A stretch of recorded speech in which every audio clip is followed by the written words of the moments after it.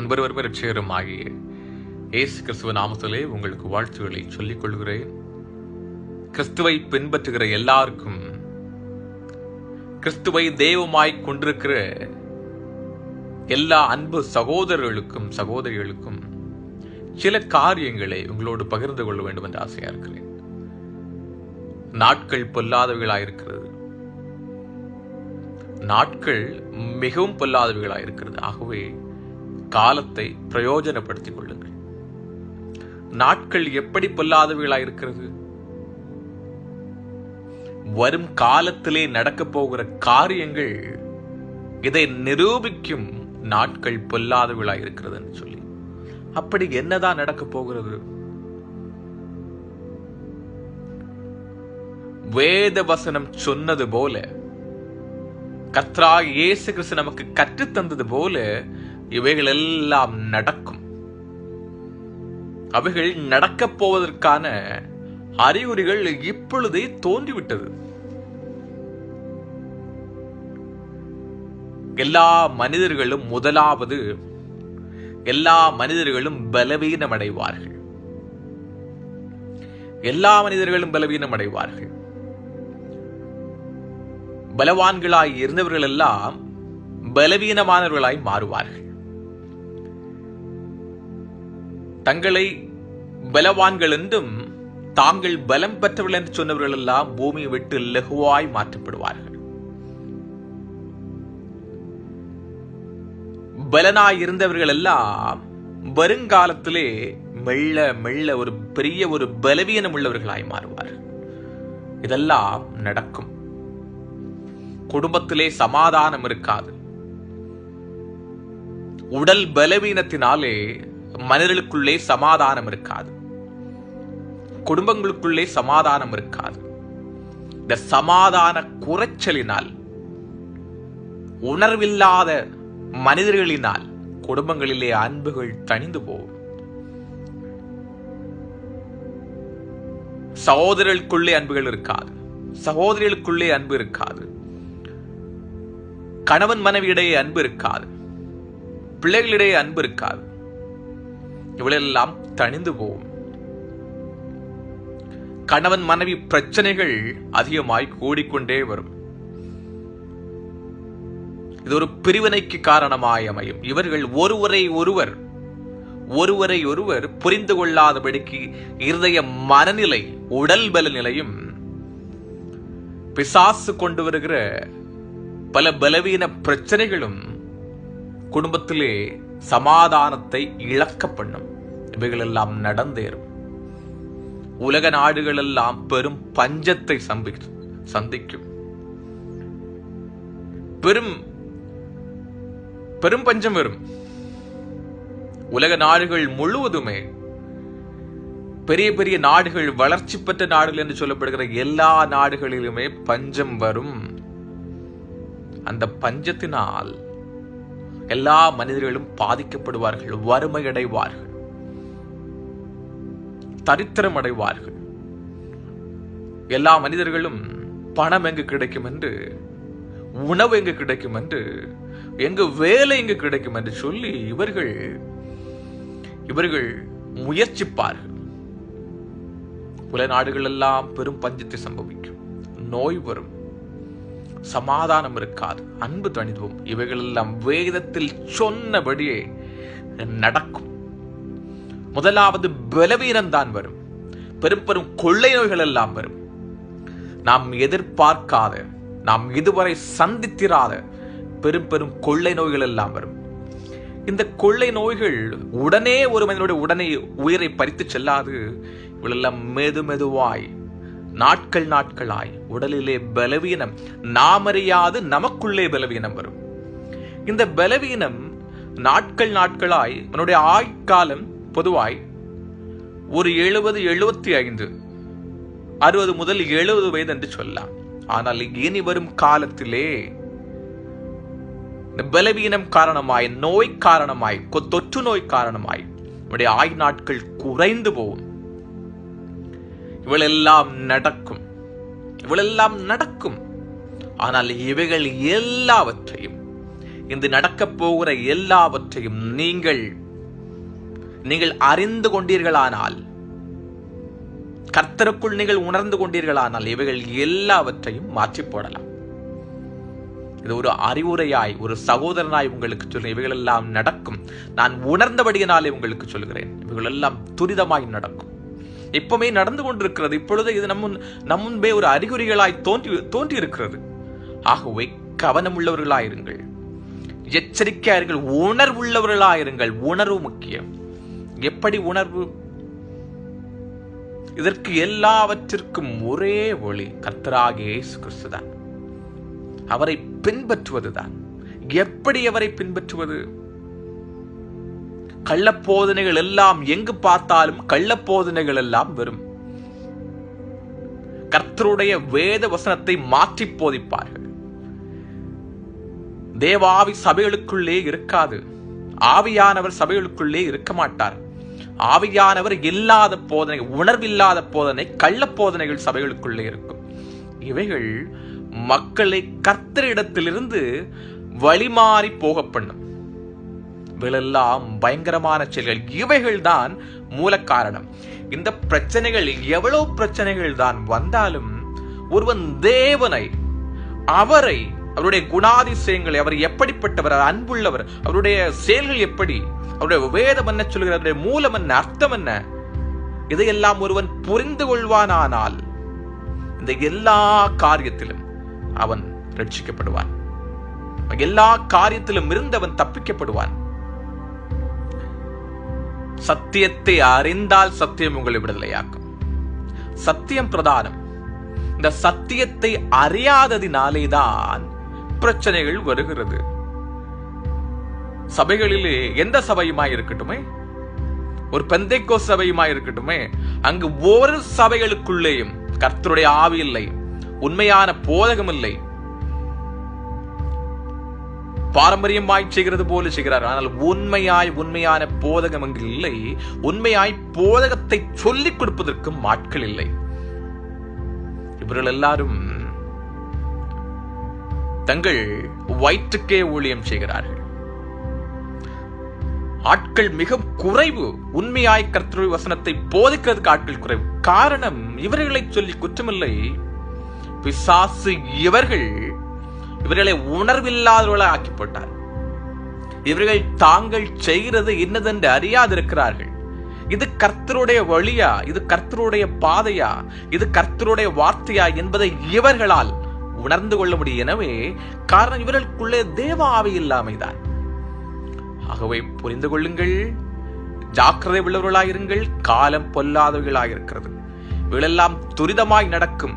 இந்த எல்லா காரியத்திலும், நான் சொன்ன எல்லா காரியத்திலும் நீங்கள் தப்பிக்க வேண்டுமானால் கர்த்தரை நாடுங்கள். எப்படி கர்த்தரை நாடுவது? எப்படி கர்த்தரை தேடுவது?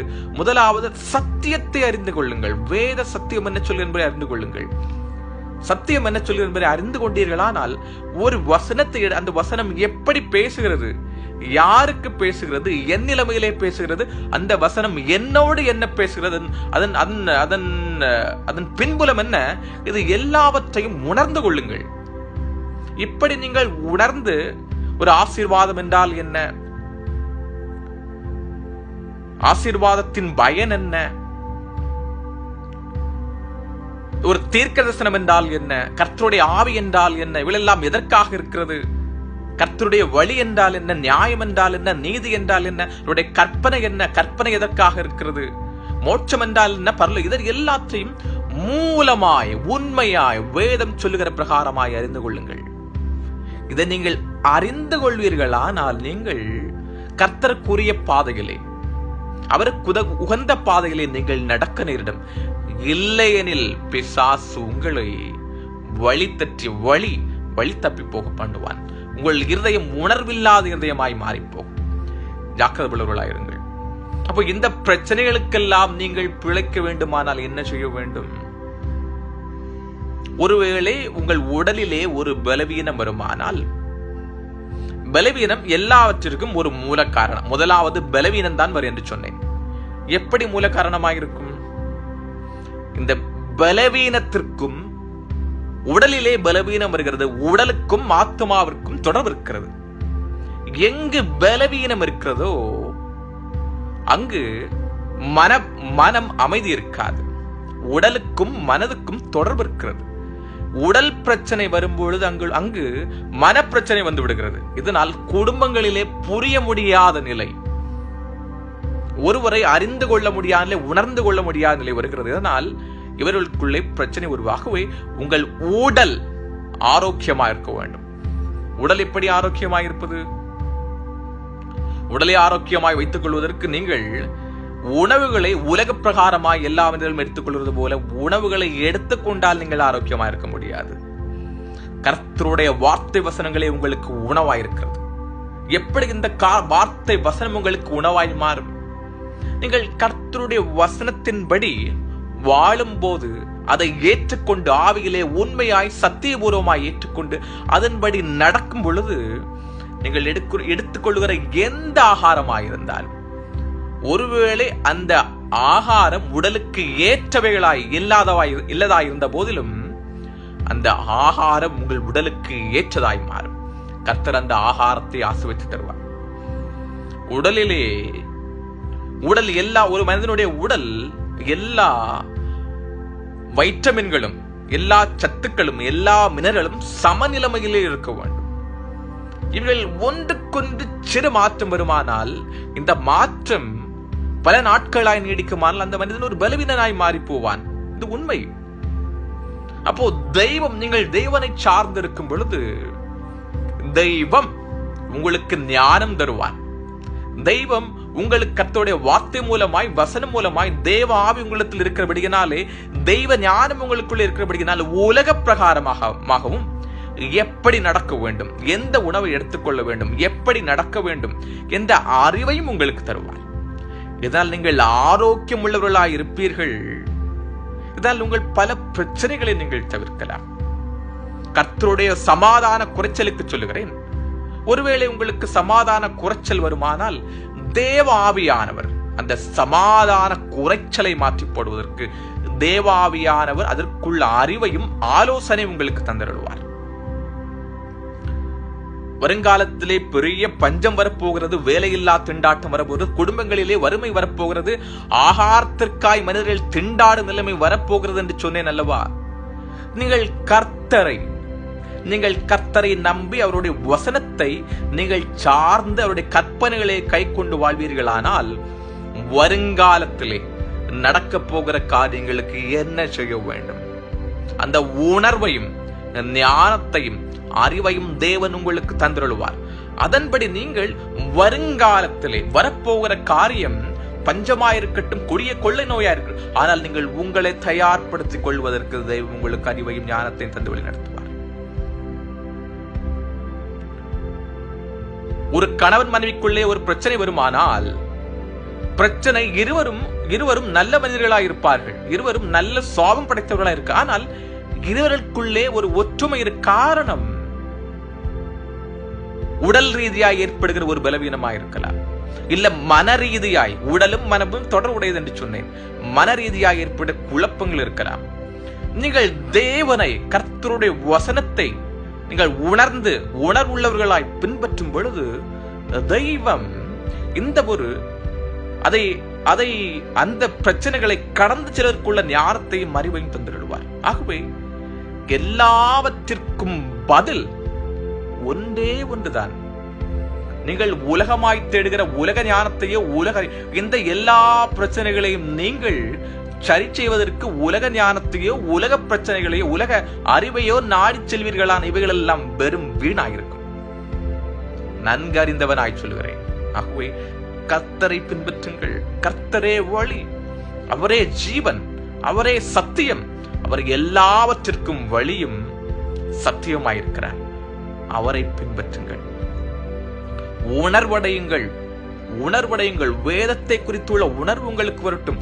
தேவ ஆவியானது உணர்வின் ஆவி உங்களுக்கு தந்திரட்டும். இல்லை எனில் கர்த்தருடைய ஆவியும் அந்த உணர்வும் அறிவும் வேதவசன அறிவும் சத்திய அறிவும் இல்லாவிடில் நீங்கள் எல்லா மனிதர்களும் வஞ்சிக்கப்படுவீர்கள். ஒருவரும் நான் சொல்லுகிற இந்த பிரச்சனையிலிருந்து தப்பிக்க முடியாது. ஜாக்கிரதை உள்ளவர்களாயிருங்கள், காலம் மகா கொடியதாயிருக்கிறது. மகா கொடுமையான காலம் வரப்போகிறது. 100% ஆவியிலே உணர்ந்தவனாய் உங்களுக்கு சொல்கிறேன், இது நடக்கும். தயவாய் நீங்கள் உணர்ந்தவர்களாய் கர்த்தரண்டை திரும்பி வாருங்கள். பாவத்திலிருந்து திரும்பி வாருங்கள். அநியாயம் அக்கிரமங்களிலிருந்து திரும்பி வாருங்கள். வேசித்தன விபச்சாரங்களிலிருந்து திரும்பி வாருங்கள். அருவருப்பான காரியங்களிலிருந்து திரும்பி வாருங்கள். கர்த்தரண்டை வாருங்கள். வேதம் படியுங்கள். வேதம் படியுங்கள். மனிதன் போதிக்கட்டும், மனிதன் கர்த்தருடைய வார்த்தையை போதிக்கும். நீங்கள் கர்த்தருடைய வார்த்தையை தியானியுங்கள். ஆர்வமாய், ஆசையாய், தேடி நாடி அதை வாசியுங்கள். தினமும் தியானம் செய்யுங்கள். இந்த வார்த்தை உங்களை உணர்வுள்ளவனாக்கும். இந்த வார்த்தை உங்களோடு பேசும். கர்த்தருடைய வார்த்தை எவ்வளவு வல்லமை உள்ளது என்பதை உங்களுக்கு சொல்கிறேன். சில நாட்களுக்கு முன்பதாய் நான் ஒரு முகநூலிலே ஒரு பகுதியை படிக்க முடிந்தது. அப்பொழுது ஒரு பெரிய கொலைகாரன் 1988 தமிழ்நாட்டிலே நடந்த ஒரு மிகப்பெரிய ஒரு கொலைகாரன், பல பல பெரிய குற்றங்களுக்கு காரணமாயிருந்தவன். பல மனிதர்களை கொண்டு போட்டான், பல விபச்சார தொழில் எல்லாம் செய்தான், இப்படி என்று சொன்னார்கள். அந்த மனிதன் கடைசியாய் அவனை கண்டுபிடித்து, அவன் குற்றங்களை எல்லாம் கண்டுபிடித்து அவனை சிறையிலே அடைத்தார்கள். அவன் தனக்கு தான் பல செல்வம் படைத்தவனாகவும் இருந்தான். அவனை சிறையிலே அடைத்தார்கள். இப்படி சிறையிலே அடைத்த அந்த மனிதன் கடைசியாய் அவன் செய்த குற்றங்களுக்காய் தீர்ப்பு வந்தது. அவனை தூக்கிலே போட வேண்டும் என்ற உத்தரவும் வந்தது. ஆனால் அந்த மனிதன் இதுவரை கொள்ளைக்காரனும் பாவம் செய்தவனும் அநியாயம் செய்தவனுமாய் இருந்த மனிதன் இந்த கடைசி நாளிலே இந்த தூக்கிலே போட வந்தார்கள் அல்லவா, அந்நேரம் அவனுக்குள்ளே ஒரு பயம் ஒன்றுமே இல்லாதிருந்தது. எல்லாரும் ஆச்சரியமாய், அங்கே இருந்த போலீஸ்காரர்கள் எல்லாம் ஆச்சரியமாய், இவன் என்ன ஒரு பயம் ஒன்றும் இல்லாதவனாய் இருக்கிறான் என்று அவர்கள் எல்லாம் யோசித்தார்கள். அப்போ அந்த மனிதனை தூக்கு போடுவதற்கு முன்பதாய் ஒரு மணி நேரத்திற்கு முன்பதாய் எழுத சொன்னார்களா, நீ ஏதாவது உனக்கு யாருக்காவது எழுத வேண்டுமா என்று எழுது என்று கேட்டார்கள். அவன் தன்னுடைய மகளுக்கு ஒரு கடிதம் எழுதினானா. அந்த கடிதத்திலே, அந்த கடிதம் அந்த மகளுடைய கையிலே இன்னும் இருக்கிறதா. அந்த மகள் கர்த்தரை பின்பற்றுவர்களாய் இருக்கிறாளா. அவள் சாட்சியாய் சொன்னதை உங்களுக்கு சொல்லுகிறேன்.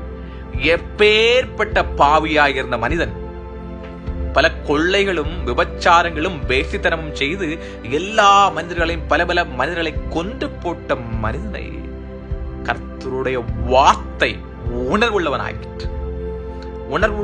உணர்வுள்ளவனாய் ஆக்கினபடியினாலே அந்த மனிதன் சிறு பிள்ளை போல மாறினான். சுவாபங்களை எல்லாம் மாறி போனது. அன்று அவனை தூக்கிலே போட வந்த போலீஸ்காரர்கள் எல்லாம் அவன் மேல் இரக்கம் கொண்டார்கள். அவ்வளவு சுவாபங்கள் எல்லாம் அப்படியே மாறி போனதா. காரணம், கர்த்தருடைய வார்த்தை உட்செல்லுமானால் எப்பேற்பட்ட மனிதனும் தன் பாவியானால் அந்த வார்த்தை தன்னை பாவி என்று காணித்துக் கொடுக்கும். தான் அக்கிரமம் செய்தவனானால் அவனை அக்கிரமக்காரன் சொல்லி அந்த வார்த்தை அவனை நினைப்பூட்டும், உணர்வுள்ளவனாக்கும். இப்படிப்பட்ட கர்த்தருடைய வார்த்தை நீங்கள் எல்லா பிரச்சனையிலிருந்தும் விடுபட வேண்டுமானால் கர்த்தருடைய வார்த்தையை, சத்தியத்தை ஆழமாய் அறிந்து கொள்ளுங்கள். இந்த எல்லா பிரச்சனைகளுக்கும் முடிவு உண்டாகும்.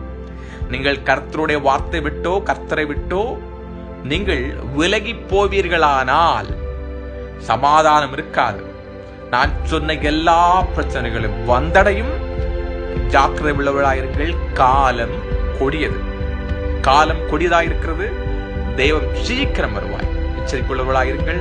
உண்மையான சத்தியத்தை, உண்மையான வேதத்தை, உண்மையான வசனங்களை நீங்கள் பின்பற்றுங்கள். கர்த்தர் உங்களை ஆசீர்வதிப்பாராக. ஆமென்.